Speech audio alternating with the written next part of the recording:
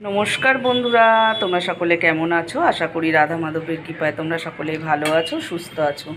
সকাল থেকে এই ব্লগটা স্টার্ট করছি। দেখো, আমার স্নান করে পুজো দেওয়া হয়ে গেছে, আর এই দিকে কি করছে সেটা তোমাদেরকে দেখানোর জন্য ভিডিওটা আমার করা। এখন এই যে চাপ পড়লে বাপ বলে, আজকে প্রথম কলেজ যাবে, টিফিন নিয়ে যাবে, তা বলেছে পাস্তা নিয়ে যাবে। আমি বললাম পাস্তা নিয়ে গেলে নিজেকে তো বানাতে হবে, তাই ঘুম থেকে উঠে দেখো কাটাকাটি শুরু করে দিয়েছে, পাস্তা বানানোর জন্য সব রেডি করছে। তাই তো, অন্ধকার হচ্ছে তোর মুখটা। পাস্তা, হ্যাঁ পাস্তা বানাবে, তাই পাস্তার জন্য সব কিছু রেডি করে নিচ্ছে। কলেজ যাবে টিফিন নিয়ে। ভালো করে বানাবি, কড়াইটা ভালো করে গরম হবে, তারপরে সবজি দিবি কিন্তু, নাহলে সব লেগে লেগে যাবে। পাস্তা বানানো শিখে গেছে, এর আগেও বানিয়েছে। কি পারিস? পাস্তা, ম্যাগি আর চা, কফি। ও, চা কফিটাও পারে, রান্না পারে না। চা, কফি, পাস্তা আর ম্যাগি। পাস্তাটা আগে পারতো না, এখন একটু পারে। আমি খেয়ে দেখিনি কেমন বানায়। তাই চলো, পুজো তো আমার হয়ে গেছে, এবার প্রসাদ নামাবো আর তোমাদেরকে ভগবানকে দর্শন করাবো। আজকে আবার রোদ উঠেছে বাইরেটা। সকালবেলা একটু ঝিরিঝিরি বৃষ্টি পড়লো, তারপর আবার দেখছি রোদ উঠেছে। চলো তাহলে ঠাকুর ঘরে নিয়ে যাই। চলে এসেছি দেখো ঠাকুর ঘরে। তোমরা রোজের মতো আজকেও রাধা মাধবকে দর্শন করো। এই যে গুবলু সোনা বসে আছে, সকলকেই দর্শন করো।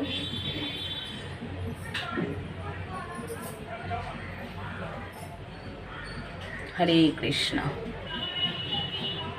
হরে কৃষ্ণ হরে কৃষ্ণ। ভোগ দর্শন করো। কৃষ্ণ কৃষ্ণ হরে হরে। চলো তাহলে প্রসাদটা নামিয়ে নিই, কেন আবার ওইদিকে রেডি করতে হবে, কলেজ যাবে আজকে। 4-5 হাজার টাকা বলে, তাহলে তো পসিবল নয়। তাহলে আমি কি বলতো, রান্না বান্না এখনো কিছু হয়নি, তাহলে আমি ওটা ক্যান্সেল করেও আমি তাহলে খেয়ে ওই আনিতে দোকানে এসে সন্ধ্যাটাকে বলে বসেছি। বাবা গেছে মার্কেটে, আমি আর আমার বাবা, ওটাও এটা ভালো করে, তিনজন মিলে দেখো। যথেষ্ট ভালো বেস মেকআপ করে, মানে তোর মেকআপ হিলবে না, অ্যাজ ইট ইজ থাকবে। চা করে নিয়েছি, আমরা বলতো কত দূরে গাড়ি লেবু করে চা গেলাম, কত রাতে ভোর হয়ে গেল, বসে বসে চা চা খাবো, বড় উল্টে গ্লো করছিল, যত ঘামবি মেকআপ গ্লো। তারপরে গিয়ে রান্না করে তো ঘামাটাবার ব্যাপার নেই, চলো সাথে নাকের এরিয়াটা একটু তেলতেলে হয় জাস্ট। দেখো দুপুরের রান্না আজকে আমি বসিয়ে দিয়েছি। আজকে করব কাতলা মাছ। কাতলা মাছ ভাজা বসিয়ে দিয়েছি দেখো। এদিকে ভাতও বসিয়ে দিয়েছি। কাতলা মাছের কালিয়া করব, আলু টালু কিছু দেবো না, এমনিই করব, শুধুই ঝাল, কালিয়া যেটাকে বলে আর কি। আর এদিকে দেখো মাছের তেল, কালকে অর্ধেকটা করেছিলাম, অর্ধেকটা রেখে দিয়েছিলাম, যেন মনে হচ্ছে যেন সাদা ধবধবে খাসির চর্বির মতো লাগছে। তেলটা খুব ভালো কাতলা মাছের তেল। তা ভাবছি আজকে আর কোনো সবজি না, আজকে এটাকে আমি পেঁয়াজ দিয়ে ভাজবো তেলটাকে। মাছটা দেখো আমার লাল করে ভাজা হয়ে গেছে, এবার আমি মাছগুলোকে তুলে নেবো। এত মোটা মোটা পিস যে উল্টে পাল্টে ভালো করে না ভাজলে ভালো লাগবে না।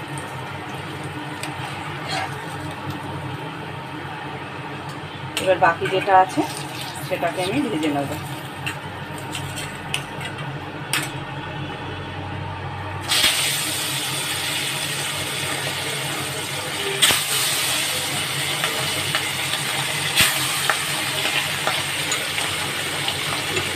এটাকে আমি লাল করে ভেজে নেব। আর এদিকে দেখো প্রেসার কুকারে সেদ্ধ করে রেখেছি গাটি কচু। বললাম তো আমার বাবা এসছে, বাবা আবার গাটি কচু বলেছে সেদ্ধ খাবে ভাতের সাথে, একটু গাটি কচু প্রেসারে করে সেদ্ধ করে নিলাম। গরম ভাতের সাথে কাঁচা লঙ্কা আর সর্ষের তেল দিয়ে মেখে খাওয়া হবে। মাছগুলো সব দেখো ভাজা হয়ে গেছে। এবার আমি ওই মাছ ভাজার তেলের মধ্যে কড়াইতে আর একটু তেল দিয়ে দিচ্ছি অল্প করে।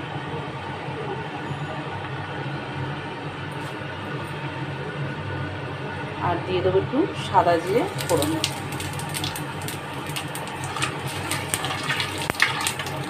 জিরেটা একটু লাল হবে, এবার এতে দিয়ে দেবো পেঁয়াজ কুচি। রসুনটা দিচ্ছি না, শুধু পেঁয়াজটাই দেবো।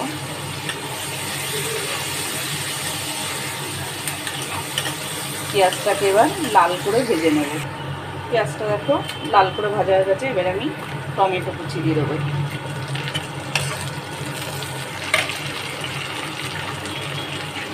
টমেটো কুচিটা দিয়ে এবার এক এক করে মশলাগুলোকে সব দিয়ে দেবো। লবণ দিয়ে দিচ্ছি আন্দাজ মতো,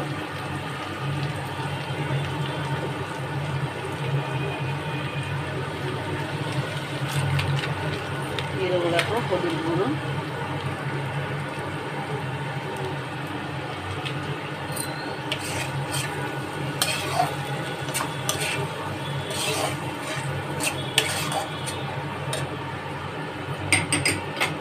এবার মশলা বেটে রেখেছিলাম আদা জিরে আর শুকনো লঙ্কা বাটা, এটা দিয়ে দিলাম।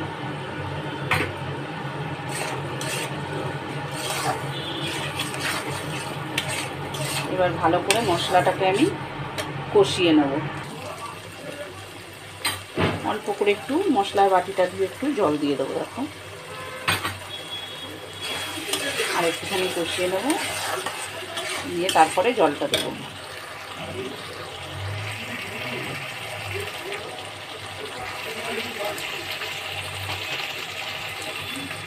খুব বেশি কষাতে হবে না, কারণ এতে রসুন দিইনি।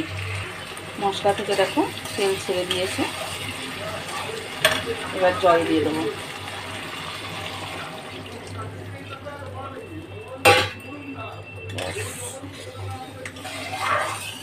জল দিয়ে দিলাম, এবার ঝোলটা একটু ফুটে গেলে মাছগুলো দিয়ে দেবো।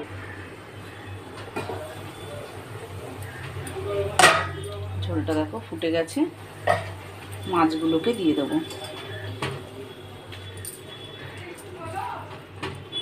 মুখে বলে বলে করি রান্নাটা, তাহলে বুঝতে অনেকটা সুবিধা হয় বলো। আমিও তো তাই দেখি যে বলে বলে করলে যেন ভালো হয়, আর নিজেও কি ভুল করলাম তখন সেটা বুঝে যাওয়া যায়। তো যাই হোক, মানে ঝোলে মাছগুলোকে সব দিয়ে দিলাম, দিয়ে ঢাকা দিয়ে দিলাম। এবার একটুখানি কিছুক্ষণ ফুটুক, যাতে মাছের মধ্যে ঝোল নুন সব ঢুকে যায়। আর ওদিকে আমার ভাতটা হয়ে গেছে, চলো ভাতটা তাহলে ফ্যান ঝরিয়ে নিই।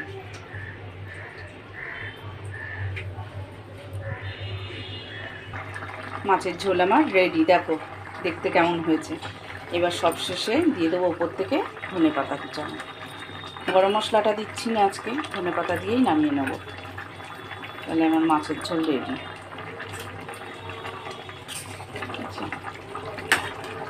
আহা কি সুন্দর হয়েছে দেখতে। কাতলা মাছ আর খেতে ভালো লাগে না, কী করবো, নিয়ে এসছে। এখন আলু দিয়ে ঝোল টোল আর ভালো লাগবে না, সেই কারণে একটু কাতলা মাছের ঝাল করে নিলাম। চলো তরকারিটা এবার নামিয়ে নিই, মাছের ঝোলটা নামিয়ে ফেলি।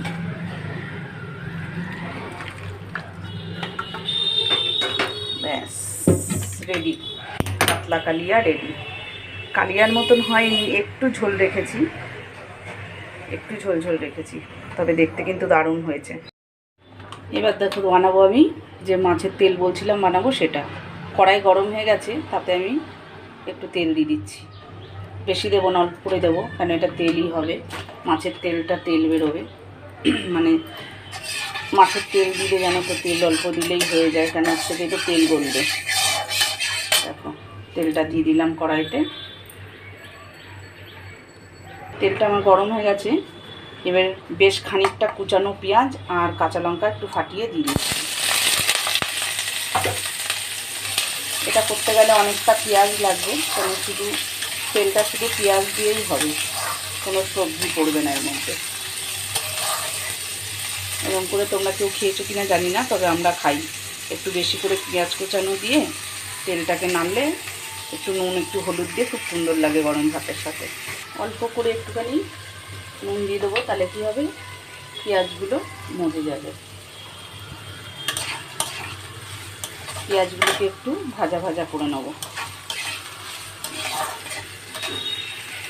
এবার দেখো পেঁয়াজটা একটু লাল লাল হয়ে গেছে, আমি এর মধ্যে মাছের তেলটাকে দিয়ে দেবো। এবার আস্তে আস্তে দেখবে কত তেল বেরোবে এটা দিয়ে।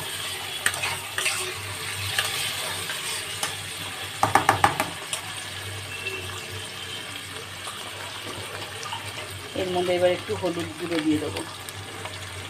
ঝালটা তোমরা যে যেরকম খাবে সেরকম হিসেবে দিতে পারো, খুব বেশি দিইনি, কয়েকটা 2-3টে কাঁচা লঙ্কা দিলাম, আর একটুখানি হলুদ দিয়ে দেবো। নুন দিয়ে দিলাম, একটু হলুদ দিয়ে দিয়েছি, একটু নুন দিয়ে দিলাম। এবার বেশ নাড়িয়ে চাড়িয়ে খুব ভালো করে একদম লাল লাল করে ভেজে নেব। তেলটাও বেশ লালচে লালচে হয়ে যাবে পেঁয়াজটা, আর অনেকটা তেল বেরোবে এবারে থেকে, দেখবে আস্তে আস্তে। তাহলে ভালো করে এগুলোকে আমি ভেজে নিই। দেখো তেল আমার ভাজা হয়ে গেছে, রেডি। দেখেছো কতটা তেল বেরিয়েছে? আমি দিয়েছিলাম অল্প, আর বেরিয়েছে দেখো কত তেল। সব লাল হয়ে গেছে পেঁয়াজগুলোও আর তেলটাও। আর দেখো কি সুন্দর, দেখো তেলটা যখন এরকম সুন্দর পাতলা হয়ে বেরোবে মনে হবে ওই তেলটা, ভাববে যে ভালো। আর যেটা কাদার মতন ঘোলাটে হয়ে যায় ওই তেলটা ভালো হয় না। কেন আমি অনেকবার খেয়ে দেখেছি, ওই তেলটা কেমন বাজে লাগে খেতে, কিন্তু এই তেলটা গরম ভাতের সাথে দারুণ লাগবে খেতে। আর পুরো একদম লাল লাল করে ভাজা ভাজা হয়ে গেছে। রান্না আমার তাহলে রেডি হয়ে গেল। আর এদিকে তোমাদের বললাম গাঁটি সেদ্ধ করেছি, দেখো প্রেশার কুকারে সেদ্ধ করে নিয়েছি। এবারে এটাকে আমি ছুলে ভালো করে মেখে নুন আর কাঁচা লঙ্কা সর্ষের তেল দিয়ে মেখে নেবো। তাহলে চলো, রান্না আমার রেডি, সব রান্নাই হয়ে গেল। এবার আমি গ্যাসটাকে বন্ধ করে এটাকে নামিয়ে নেবো। চলো আবার তারপরে খাওয়া দাওয়ার করবো। দেখো বন্ধুরা, চলে আসলাম একদম রাতে। কানে আমার কলকে ফুল গুঁজে দিয়েছে আমার ছোট মেয়ে, কোথায় রাস্তা দিয়ে মনে হয় কুড়িয়ে নিয়ে এসে আর আমার কানের মধ্যে গুঁজে দিয়েছে। তো কানে নিয়েই বসে আছি। দেখো চলে আসলাম রাতের বেলা, এখন রাত্রিরে রান্না বান্না হচ্ছে। আর এখন হচ্ছে চিকেন, কালকে যেহেতু নিরামিষ বৃহস্পতিবার, তা বললো যে তাহলে রাত্রিবেলা মাংস আর ভাতই হোক, গরম গরম ভাত আর মাংস, রুটিও হবে না। তো বললাম তাহলে ঠিক আছে। তো চলো, রান্না করছে, দেখো মেয়ে রান্না করছে আর আমি রেস্টে মানে বসে আছি। হাতাতে একটু করে দিয়েছি, করে দেওয়ার পরে তারপরে বাকিটাও করছে। ভাতটা আমি বসিয়ে দিয়েছি, ভাতটা খেয়াল রাখিস কিন্তু, হয়ে এসছে প্রায়। তা রাত্রিবেলা হচ্ছে মাংস আর ভাত, গরম গরম খাওয়া হবে তাহলে। তা ভিডিওটা আমি এর জন্যই করলাম, কেন সারাদিন যে ভিডিও করেছি শেষ তো করিনি, আর বলাও হয়নি তোমাদেরকে। তাই এবার বলে তো তোমাদেরকে রাখবো, সেই কারণে বলার জন্য আমি ফোনটা নিয়ে বসেছি। আর আমার মেয়ে ফুলটা নিয়ে এসে এই যে কানে গুঁজে দিয়েছে। কিরকম লাগছে আমাকে বলো? তো তোমরা সবাই ভালো থেকো, সুস্থ থেকো। আমি ভিডিওটা আজকে এখানে শেষ করছি। আর আমার ভিডিও যদি তোমাদের ভালো লেগে থাকে তাহলে একটা লাইক করে দিও, আর নতুন হলে সাবস্ক্রাইব করে দিও। শুভরাত্রি।